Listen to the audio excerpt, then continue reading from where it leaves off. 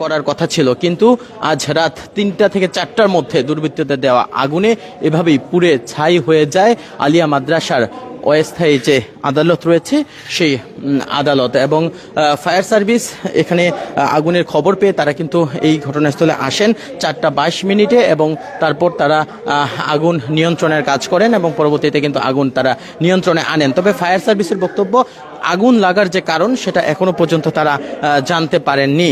তবে কে বা কারা আগুন দিয়েছে এ বিষয়ে কিন্তু এখনো প্রশাসনের পক্ষ থেকে কিছু বলা হয়নি। তবে শিক্ষার্থীদের কিন্তু একটি দীর্ঘদিনের দাবি ছিল যে এই আলিয়া মাদ্রাসা মাঠ প্রাঙ্গণ থেকে যেন এই অস্থায়ী আদালতটি তুলে নেওয়া হয়।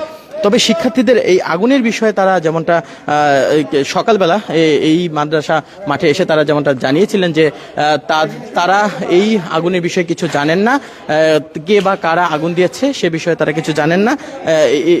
শিক্ষার্থীদের পক্ষ থেকে এতটুকুই তারা বক্তব্য দিয়েছিলেন।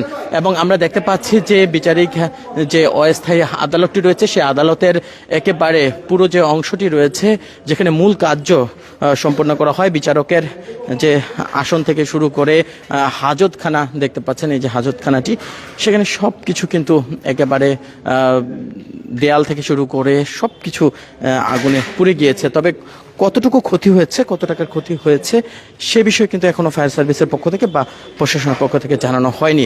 তবে এখন আজকে যে বিডিআর হত্যা মামলার বিস্ফোরক আইনের যে শুনানিটি, সেই শুনানিটি কিন্তু এখানে সম্পন্ন হওয়ার যে কথা ছিল সেটি আজ হয়তো এখানে হবে না, কারণ এই পরিস্থিতিতে এখানে বিচারিক কাজ হওয়ার কথা নয়। এবং আমরা দেখতে পাচ্ছি সরাসরি আপনারা দেখছেন